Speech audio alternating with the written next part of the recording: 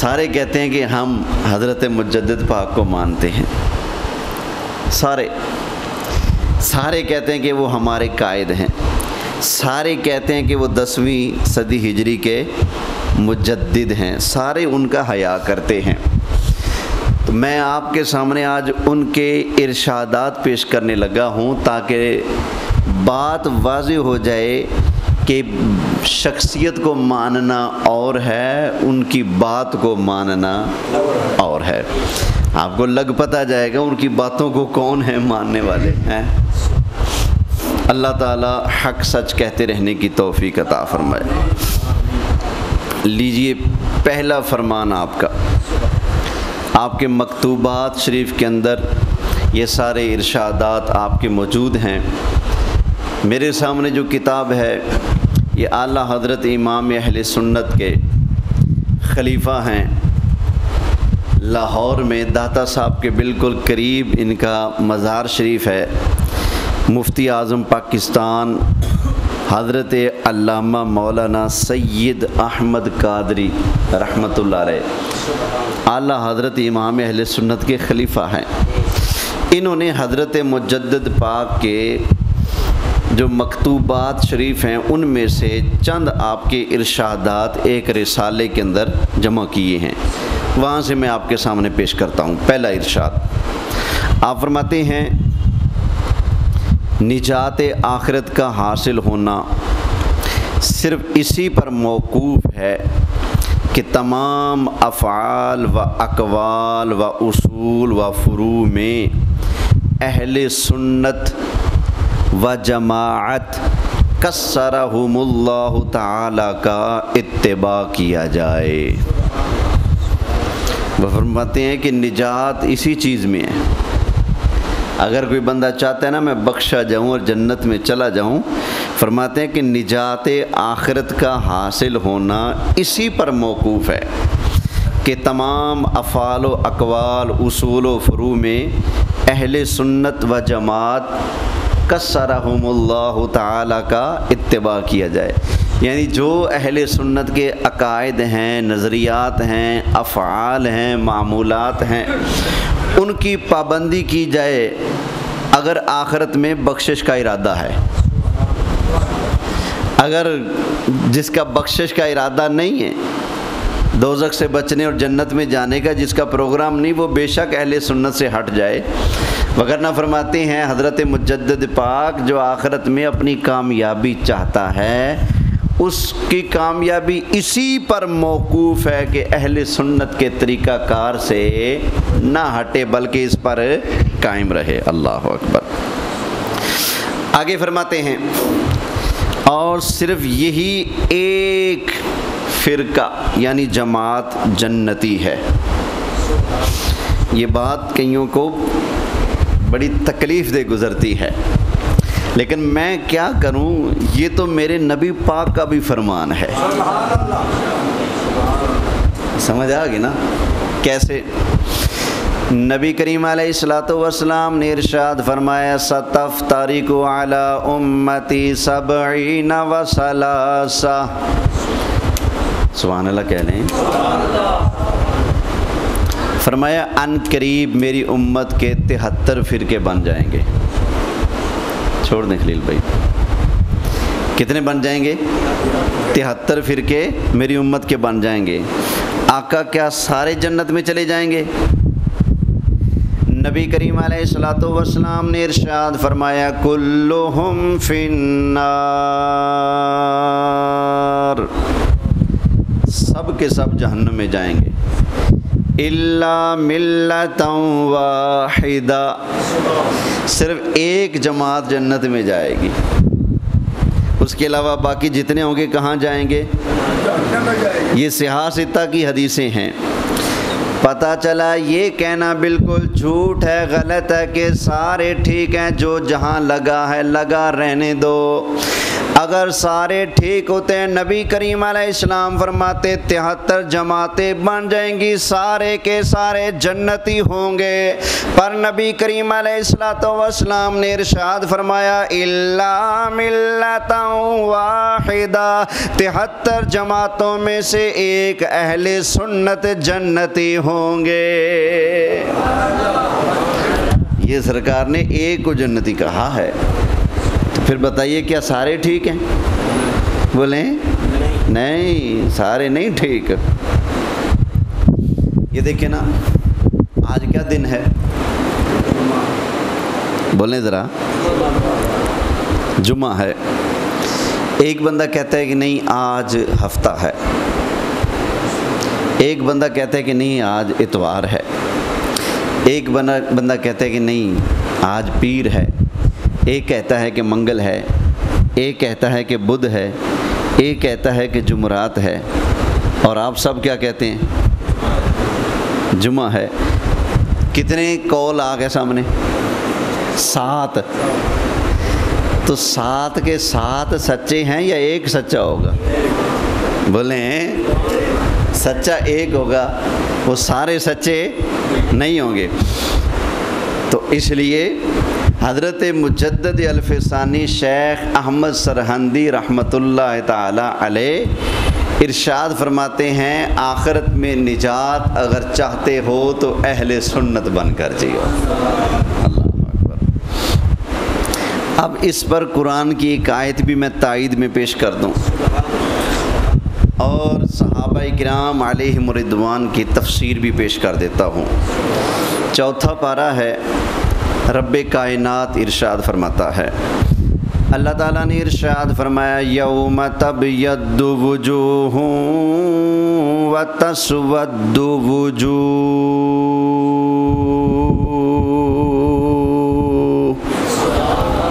سارے کہہ لینا۔ یہ 4 پارہ ہے۔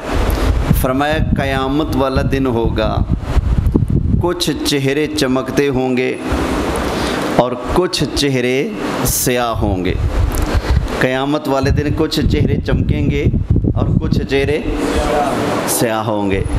اگر سارے ایک جیسے ہیں تو سارے چمکنے چاہیے تھے، یا پھر سارے سیاہ ہونے چاہیے تھے؟ کچھ چمکیں گے کچھ سیاہ ہوں گے، تو اس کا مطلب ہے سارے ایک جیسے نہیں ہوتے۔ آگے سنیے گا، اللہ تعالیٰ نے ارشاد فرمایا یوم تبیض وجوہ وتسود وجوہ،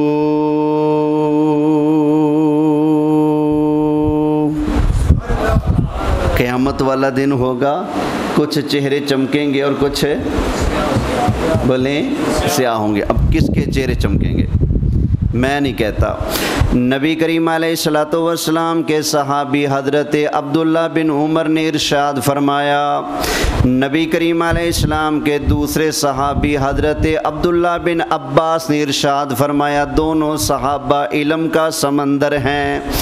تفسیر ابن کثیر کے اندر واضح لکھا موجود ہے، نبی کریم علیہ السلام کے صحابی حضرت عبداللہ بن عمر حضرت عبداللہ بن عباس نے قرآن مجید فرقان حمید کی اس آیت کی تفسیر کرتے ہوئے ارشاد فرمایا یوم تبیض وجوہ اہل سنہ، قیامت والا دن آئے گا تو اہل سنت والوں کے چہرے چمکتے ہوں گے۔ کن کے چہرے چمکیں گے؟ اہل سنت کے چہرے چمکتے ہوں گے۔ اس لیے حضرت مجدد الف ثانی شیخ احمد سرہندی رحمۃ اللہ تعالی علیہ قرآن و حدیث کا نچوڑ نکالتے ہوئے ارشاد فرماتے ہیں، اگر آخرت میں بخشش چاہتے ہو تو اپنے اقوال، افعال، اصول، فروع، یعنی اپنے معمولات، اپنے عقائد و نظریات وہی رکھو جو اہل سنت کے ہیں۔ بولیے سبحان اللہ۔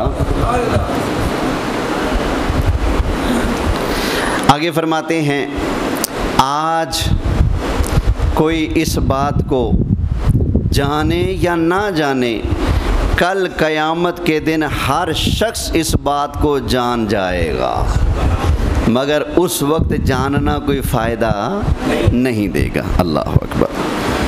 یہ ایک ارشاد ہو گیا آپ کا۔ اب دوسرا سنیے، حضرت مجدد الفسانی رحمۃ اللہ علیہ ارشاد فرماتے ہیں، محض زبان سے کلمہ شہادت پڑھ لینا مسلمان ہونے کے لیے ہرگز کافی نہیں۔ صرف زبان سے کلمہ شریف پڑھ لینا مسلمان ہونے کے لیے ہرگز کافی، ہاں کچھ تقاضے ہیں، کچھ لوازمات ہیں۔ ایک قرآن پاک دیجیے گا ذرا، قرآن پاک۔ صرف زبانی کلمہ شریف پڑھ لینے سے بندہ کامل مسلمان نہیں ہو جاتا۔ آگے فرماتے ہیں کہ تمام ضروریات دین کو سچا ماننے اور کفر اور کفار کے ساتھ نفرت اور بیزاری رکھنے سے آدمی مسلمان ہوگا۔ صرف کلمہ پڑھ لینا کافی نہیں ہوگا۔ قرآن حکیم میں اللہ تعالیٰ نے چند لوگوں کو ڈنکے کی چوٹ جھوٹا کہا۔ کیا کہا؟ جھوٹا کہا۔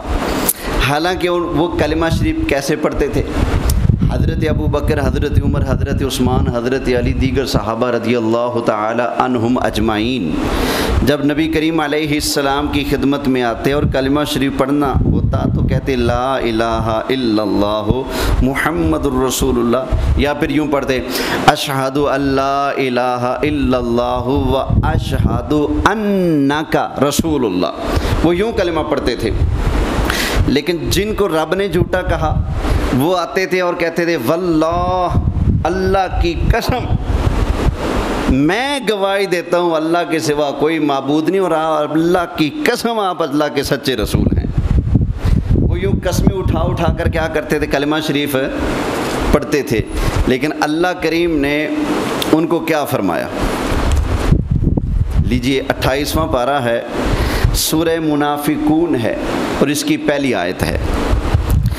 اللہ تعالیٰ نے ارشاد فرمایا اذا جاءک المنافقون قالوا نشہد انک لرسول اللہ، کہہ لیجئے سبحان اللہ۔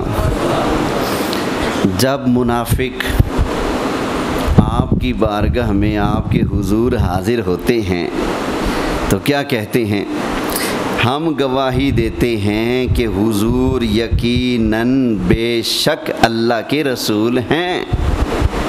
وہ حضور کو کہتے ہیں کہ آپ یقیناً بے شک آپ اللہ کے رسول ہیں۔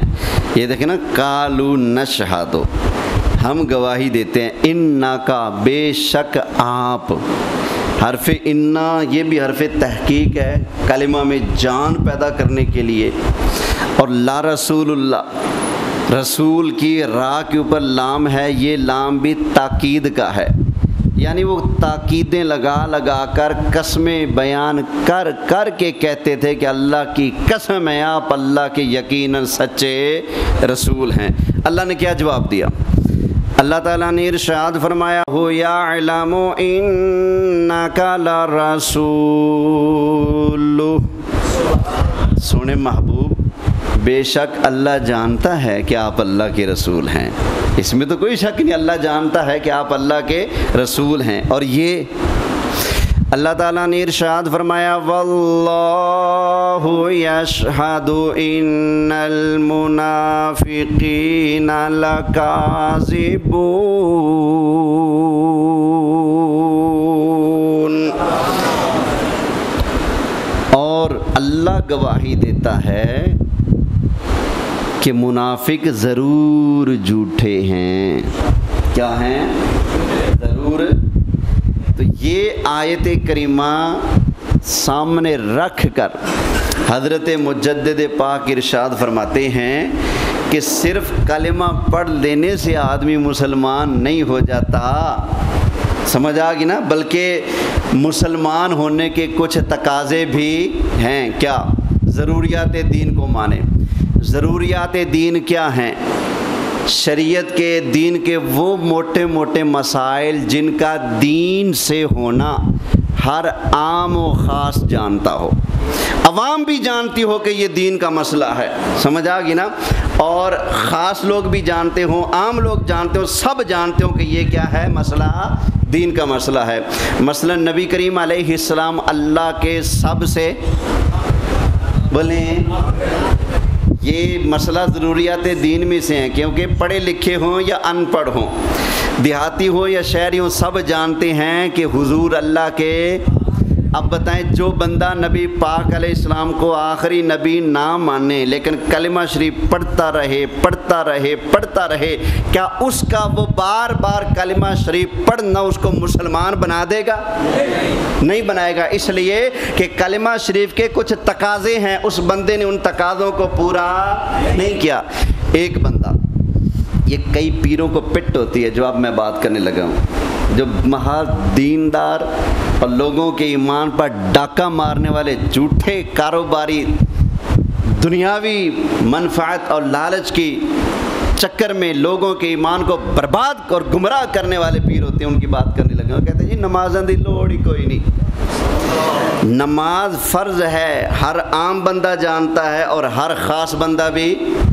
اب وہ پیر ساری زندگی کلمہ شریف کا ورد کرتا رہے، لوگوں کو ورد سکھاتا رہے، لیکن نماز کا منکر ہو اور کہے جی نماز اساں مدینے پڑھ دیں، بتائیں کیا اس کا کروڑ مرتبہ کلمہ شریف کا ورد کرنا اور نماز کا منکر رہنا کیا اس کو مسلمان بنا دے گا؟ اس کی مثال دیتا ہوں، کلمہ شریف کے ساتھ کلمہ شریف کے کچھ تقاضے بھی ہیں، اس پر پورے ہوں گے تو مسلمان ہے، وگرنہ نہیں۔ ایک شخص کا نکاح ہوا،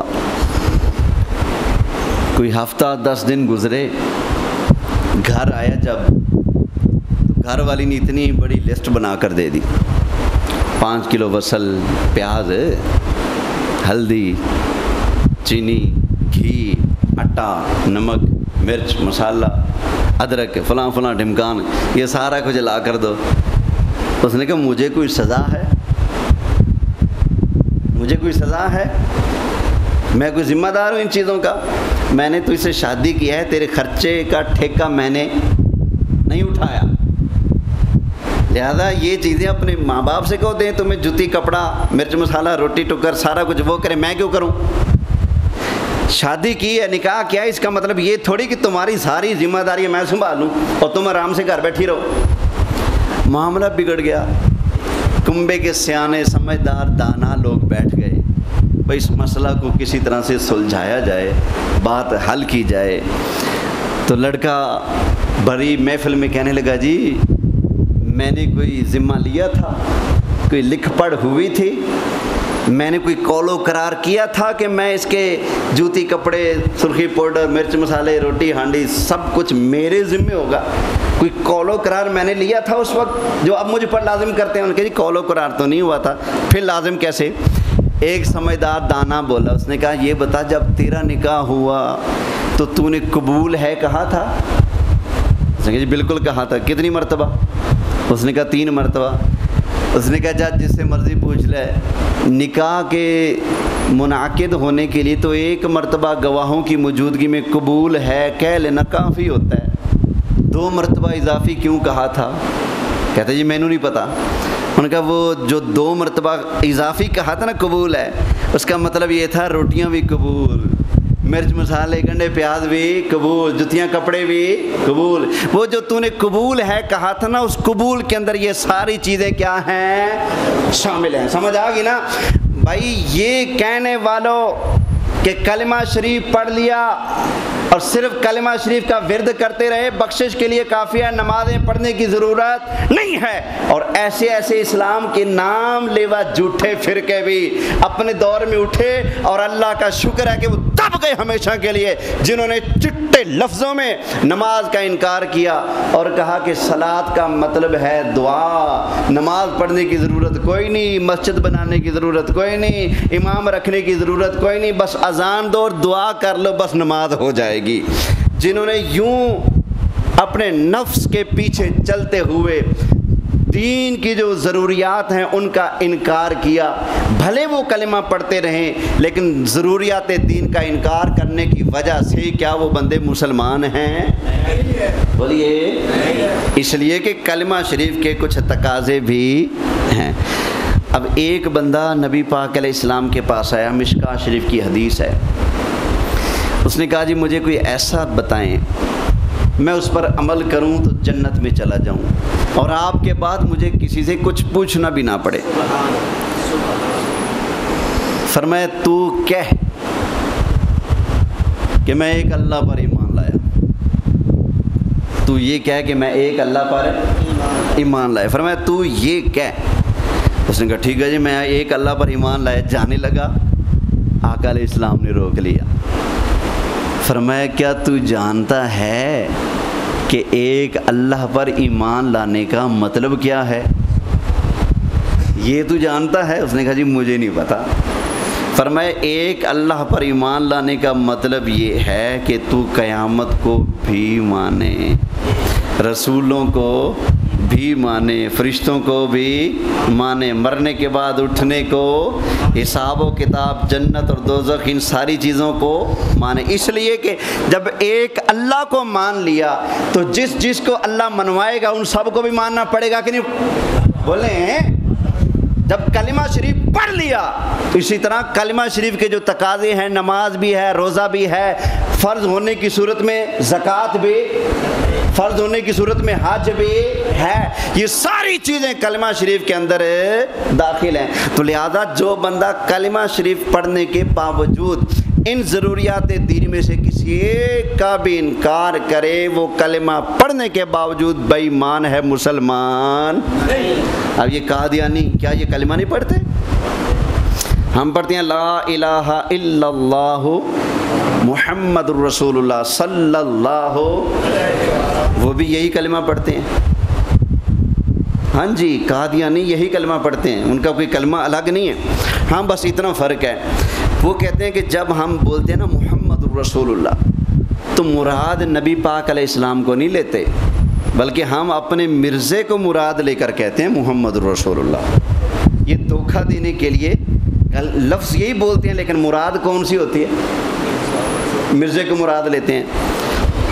یا پھر یوں کہہ لیں کہ وہ کلمہ شریف پڑھتے ہیں لیکن حضور کو آخری نبی بولیں تو کیا وہ مسلمان رہیں گے؟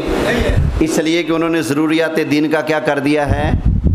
بولیں انکار کر دیا۔ تو حضرت شیخ محقق حضرت مجدد الفسانی رحمۃ اللہ تعالی علیہ نے یہ جو ارشاد فرمایا نا، بالکل بات آپ نے درست فرمائی ہے۔ فرماتے ہیں کہ محض زبان سے کلمہ شہادت پڑھ لینا مسلمان ہونے کے لیے ہرگز کافی نہیں ہے، کچھ اور تقاضے بھی ہیں۔ کیا؟ جیسے نبی کریم علیہ السلام نے فرمایا المسلم من سلم المسلمون من لسانہ و یدہ، حضور فرماتے ہیں مسلمان وہ ہے جس کے ہاتھ سے اور جس کی زبان سے دوسرے مسلمان محفوظ رہیں۔ دوسرے مسلمان نہ ہاتھ کے ساتھ کسی پر ظلم کرے، نہ زبان کے ساتھ کسی کو تکلیف دے۔ فرمایا وہ کامل مسلمان ہے جس کے اندر یہ چیز نہ ہو، لوگوں کو گالم گلوچ کرتا پھرے اور اپنے ہاتھ کے ساتھ مار پیٹ کرتے ہوئے اپنے سے کمزور لوگوں کو تکلیفیں دیتا پھرے۔ بخاری شریف کی حدیث ہے، آقا علیہ السلام فرماتے ہیں وہ شخص کامل مسلمان نہیں ہے، کامل مسلمان وہی ہے جس کے ہاتھ اور زبان سے دوسرے مسلمان کیا رہتے ہیں؟ محفوظ رہتے ہیں۔ تو لہذا یہ کلمہ شریف پڑھ لینے کے کچھ تقاضے ہیں۔ اللہ تعالی ہمیں وہ سمجھنے کی توفیق عطا فرمائے، عمل کرنے کی توفیق عطا فرمائے۔ ایک اور تقاضا کلمہ شریف کا، پڑھیے ذرا کلمہ شریف۔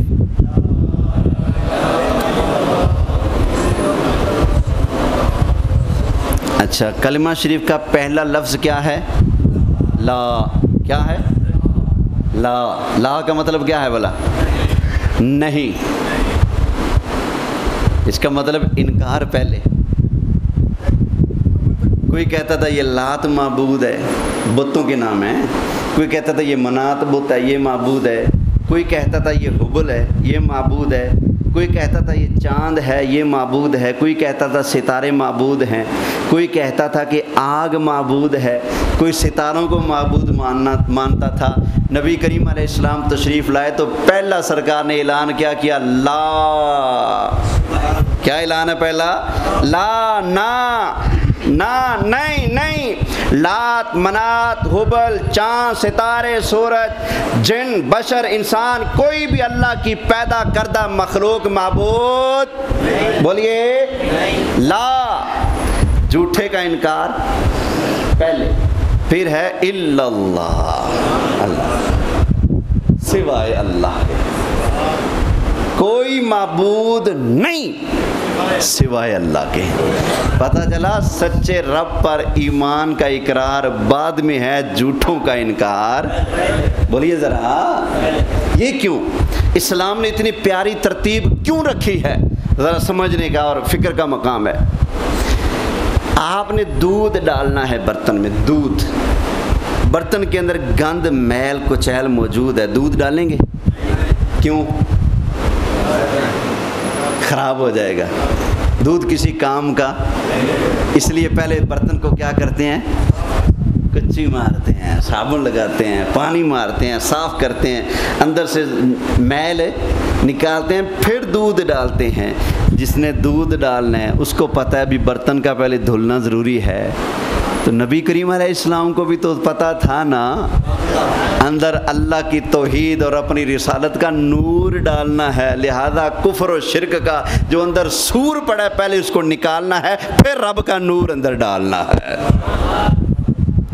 اچھا، جس طرح بت یہ غلیظ چیزیں ہیں، جس طرح جھوٹے معبود یہ غلیظ چیزیں ہیں، جس طرح شرک بدعات یہ چیزیں غلیظ ہیں، بتائیے اسی طرح رشوت، سود، چوری، بہنوں کا حق مارنا، بیٹیوں کا حق مارنا، ہاں جی، یہ بھی غلیظ چیزیں ہیں کہ نہیں؟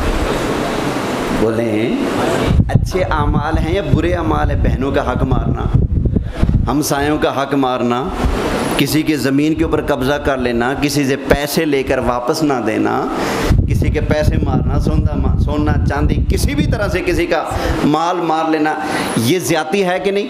یہ برے اعمال ہیں کہ نہیں؟ بولیے برے اعمال ہے نا؟ تو بتائیے جب اندر برائی موجود ہو، برتن کے اندر گند موجود ہو، دودھ ڈالیں گے تو کوئی فائدہ نہیں ہے۔ تو یوں ہی سمجھیں، ہمیں کلمہ شریف نے لفظ لا سے سمجھا دیا کہ اگر برتن کے اندر شرک والا گند موجود ہو تو توحید کا کلمہ فائدہ نہیں دیتا۔ اسی طرح اگر من کے اندر حرام کمائی رچی بسی موجود ہو، رشوت کی کمائی گھر کے اندر موجود ہو، ناجائز اور حرام کی کمائی آپ کے کاروبار کے اندر شامل ہو، اور اوپر آپ نمازوں کا لیپا پھیرتے رہیں، اوپر آپ صدقہ و خیرات والی نیکیاں کرتے رہیں، بتائیے کیا ان نجاست والی چیزوں کے ہوتے ہوئے یہ چیزیں اپنا کام کر پائیں گے؟ بولیے۔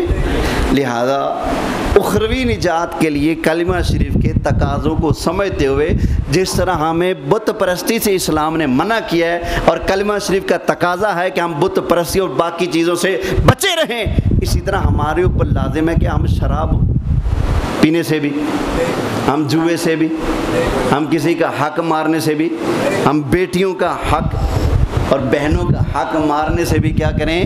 بچیں۔ یہ کلمہ شریف کا تقاضا ہے۔ کیوں؟ کلمہ شریف شروع ہوتا ہے تو جو کفر ہے، جو غلط چیز ہے، اس کا انکار پہلے کیا ہے، لا الہ الا اللہ۔ حضرت سلطان باہو رحمت اللہ تعالی علیہ آپ ارشاد فرماتے ہیں، آپ نے سنا ہی ہوگا، الف اللہ چمبے دی بوٹی مرشد من میرے وچ۔ اچھا، چمبے دی بوٹی یہ ہے سرکار کی محبت سے کنایا۔ چمبے کی بوٹی کس چیز کو کہہ رہے ہیں؟ حضور کی الف اللہ یعنی اللہ کا نام، اللہ کا ذکر، اور چمبے دی بوٹی حضور کی محبت، مرشد من میرے وچ لائی۔ حضرت سلطان باؤ سبق دے رہے ہیں کہ مرشد وہی ہے جو یہ بوٹی آپ کے من میں لگا دے. ذرا سوچیں جو خود بوٹی پیتا ہے وہ بوٹی کیا لگائے گا؟ ہاں جی، جائیں نا آپ مزارات کے اوپر کئی نشئی بیٹھے ہوتے ہیں، بس ان کو ایک ہی سمجھ ہوتی ہے علی ہیں. ظالمو، مولا علی کا نام لینا ہے، اپنا جسم تو پاک کر لو، منہ تو پاک کر لو، اندر سے شراب کی بدبو آ رہی ہے اور علی ہیں کہ نعرے لگا رہے ہیں. تو حضرت سلطان باؤ کیا فرماتے ہیں کہ پیر کامل سچا مرشد وہ ہے جو اللہ کی محبت اور رسول اللہ کی محبت کی بوٹی آپ کے آیا ہے. اچھا، پھر بوٹی ہوتی ہے نا، بوٹی کی دیکھ بھال بھی تو ضروری ہے نا. اگر آپ چاہتے ہیں اس کو پھول لگیں، وہ پھلے پھولے بڑے، دیکھ بھال ضروری ہے نا، اس کو پانی بھی تو لگانا ہے نا. تو فرماتے ہیں کہ الف اللہ چمبے دی بوٹی مرشد من میرے وچ لائی ہو. اگے نفی اس بات دا پانی ملیا. نفی کیا ہے؟ لا الہ، نفی سمجھ آ گئی نا، یہ جھوٹوں کا انکار پہلے، پھر ہے الا اللہ، یہ ہے اس بات. نفی اس بات دا پانی ملیا، یعنی اللہ کی محبت، رسول اللہ کی محبت مرشد نے ہمارے دل میں بٹھا کر کلمہ شریف کا ورد ہمیں پکا دیا. نفی اس بات دا پانی ملیا ہر رگے ہر جائے. اللہ اکبر. اللہ کریم کی بارگاہ میں دعا ہے اللہ تعالی ہم سب کو پیارے آقا صلی اللہ علیہ وآلہ وسلم کی سچی کامل غلامی نصیب فرمائے. آمین آمین بجاہ النبی الامین صلی اللہ علیہ وآلہ